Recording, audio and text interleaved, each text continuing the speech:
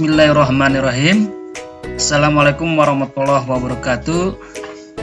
Kenalkan, nama saya Tresa Agustian. Saya bertugas di SMA Negeri 3 Cikampek dan saya mengampu mata pelajaran TIK. Pada kesempatan kali ini saya akan sedikit berbagi tentang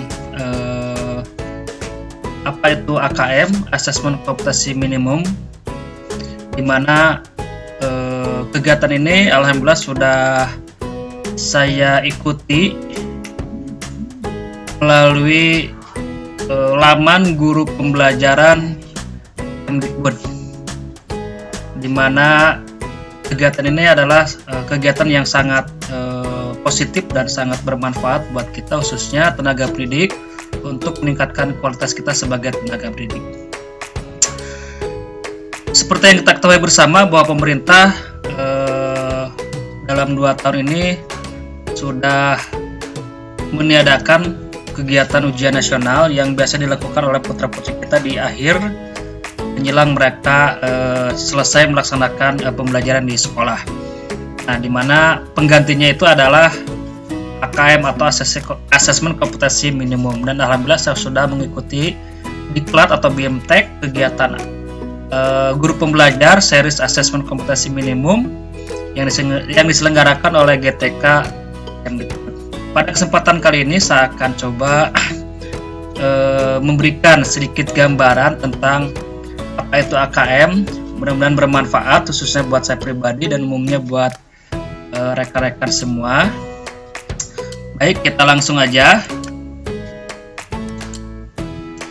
Nah, saya berharap bagi Bapak Ibu yang belum pernah mengikuti kegiatan guru pembelajar ini, silakan nanti, harapannya setelah mengikuti kegiatan pengimbasan ini, Bapak Ibu semua bisa mengikutinya, karena ini sangat penting sekali. Seperti yang tadi saya sampaikan bahwa seri Asesmen Kompetensi Minimum adalah merupakan salah satu series kegiatan guru pembelajar yang diselenggarakan oleh GTK Kemdikbud.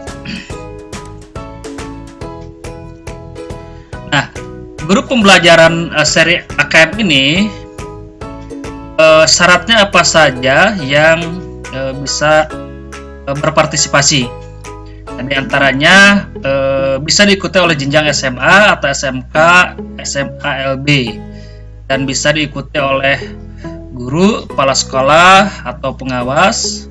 Dan tentunya juga syarat utamanya juga harus tersedia kuota, karena kegiatan ini dilangsungkan secara daring, secara online, dan bisa dilaksanakan kapan saja sesuai dengan batas waktu yang sudah ditentukan dan sesuai dengan waktu kosong yang tersedia dengan kita. Artinya ini tidak mengganggu kegiatan tugas utama kita sebagai seorang tenaga pendidik di sekolah.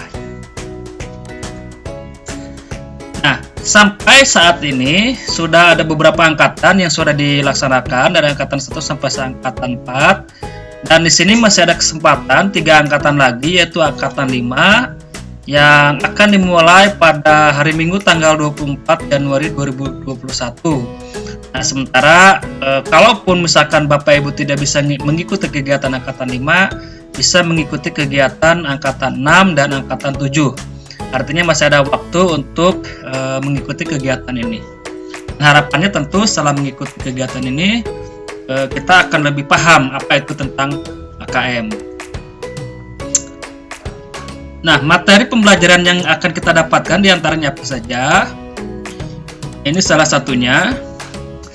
Apa sih AKM? Nah, di sini dijelaskan bahwa AKM itu adalah program penilaian terhadap mutu setiap sekolah, madrasah, dan program kesetaraan pada jenjang dasar dan menengah. Dinilai berdasarkan hasil belajar murid yang mendasar seperti literasi, numerasi, dan karakter. Seperti apa nanti akan kita bahas ya. Nah, apa sih pentingnya AKM? Nah, asesmen nasional perlu dilakukan untuk meningkatkan mutu pendidikan. Yang pertama, nah, Peningkatan mutu sistem pendidikan tidak hanya berorientasi pada pencapaian siswa dalam menguasai materi pelajaran dan nilai ujian akhir. Nah, seperti yang kita ketahui bersama bahwa selama ini kan anak-anak bisa dikatakan lulus kalau misalkan dia menguasai materi pelajaran dan nilai ujian akhir saja. Nah, itu tidak berlaku nanti pada AKM. Nanti kita bisa lihat apa perbedaannya antara AKM dan ujian nasional. Keberhasilan sistem pendidikan lebih difokuskan pada pencapaian kompetensi siswa yang meliputi pengetahuan, keterampilan, dan sikap. Nah, kita lihat kecakapan apa sih yang didapatkan di abad 21 ini bagi putra-putri kita. Di antaranya kecakapan belajar dan berinovasi. Nah, pada zaman sekarang kalau misalkan kita tidak bisa berinovasi, kita tidak akan bersaing. Kita akan kalah bersaing dengan yang lainnya. Makanya kita sebagai orang yang hidup di zaman abad 21 ini, kita harus selalu berinovasi, harus selalu berubah, harus selalu mengupgrade diri supaya kita tidak ketinggalan, baik dari sisi kemampuan teknologi ataupun kemampuan-kemampuan yang lain. Selanjutnya, kecakapan menggunakan teknologi informasi. Nah, tentu ini sangat relevan sekali dengan zaman abad 21 ini, di mana peranan teknologi informasi mempunyai peranan yang sangat penting di dalam mendukung aktivitas kita dalam kehidupan sehari-hari, khususnya di bidang akademik, di bidang kita sebagai seorang guru yang mengajar di sekolah. Nah, seperti yang kita ketahui bersama bahwa zaman sekarang kita sedang dilanda pandemi. Nah, teknologi informasi mempunyai peranan yang sangat besar untuk mengantisipasi hal tersebut. Terus, kecakapan hidup untuk bekerja dan berkontribusi pada masyarakat. Itu adalah kecakapan yang harus dikuasai atau didapatkan oleh putra-putri kita di abad 21 sekarang. Nah, selain tuntutan kecakapan abad 21, profil pelajar Pancasila juga menjadi rujukan pencapaian karakter bagi seluruh siswa di Indonesia. Apa saja? Nah, diantaranya yang pertama, beriman dan bertakwa kepada Tuhan Yang Maha Esa serta berakhlak mulia.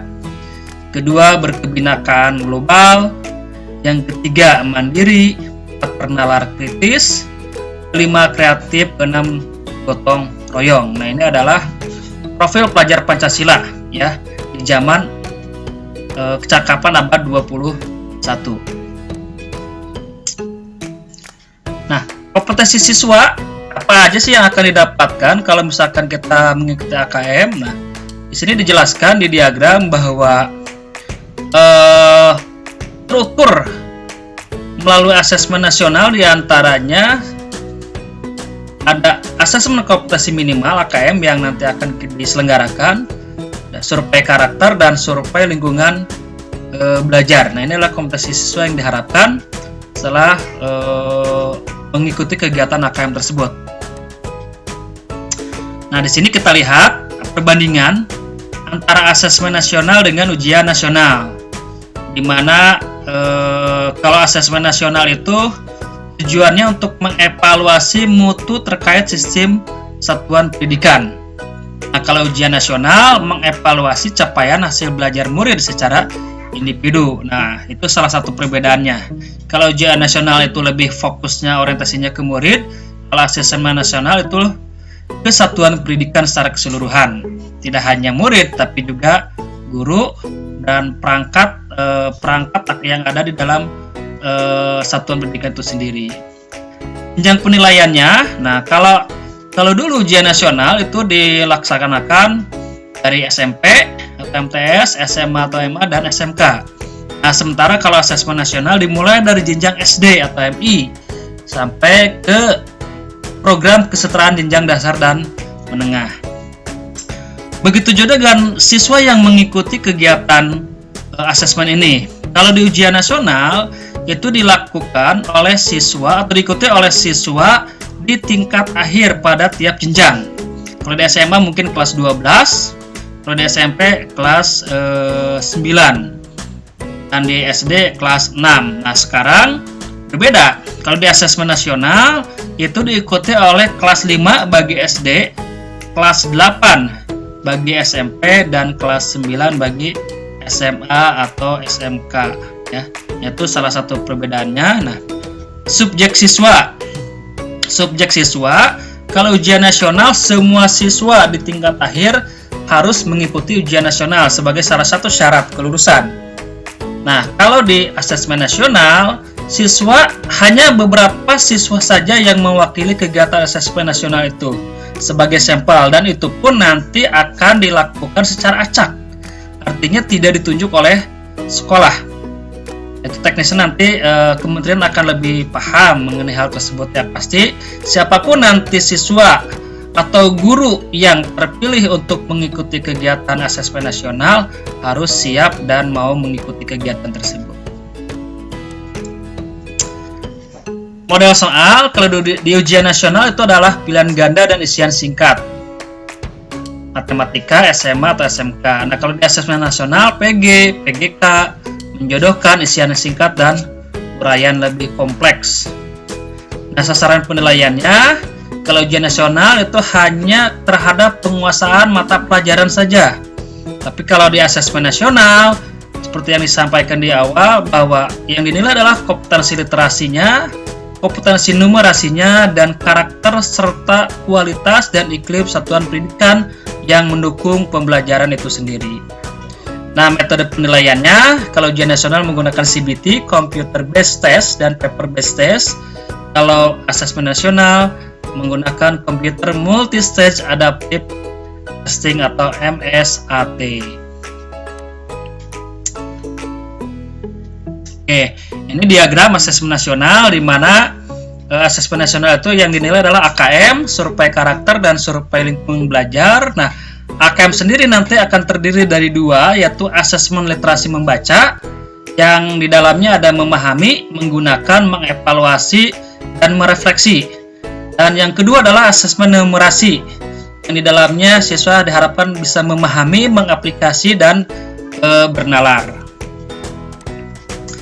Nah, itu barangkali penjelasan singkat tentang AKM. Mudah-mudahan ini bisa menjadi gambaran awal buat kita sebelum kita melaksanakan asesmen. Artinya jangan sampai kita bingung apa sih AKM tersebut ya. Jangan sampai nanti pas pelaksananya pun kita bingung. Nah, silakan nanti bagi Bapak Ibu yang akan mengikuti kegiatan guru pembelajar, silakan kunjungi URL atau website melalui simgurubelajar.simpkb.id menggunakan akun SimPKB Bapak Ibu guru masing-masing.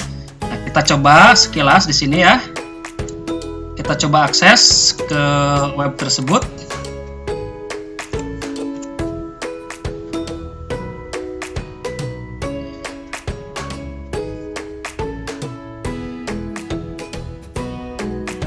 Nah, ini Bapak Ibu ya, tampilan dari web SIM Guru Belajar SimPKB.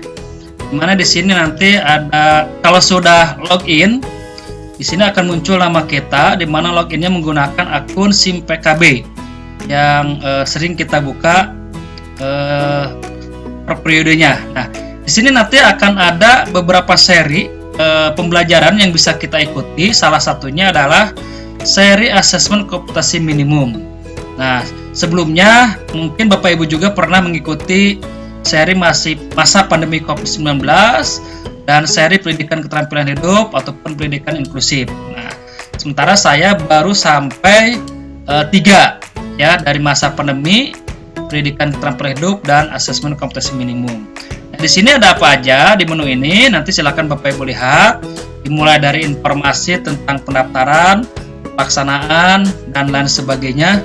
Silakan Bapak Ibu lihat, dan harapannya tentu tidak hanya melihat tapi juga bisa mengikutinya, karena ini sangat bermanfaat buat kita menjelang pelaksanaan kegiatan AKM yang nanti akan kita laksanakan.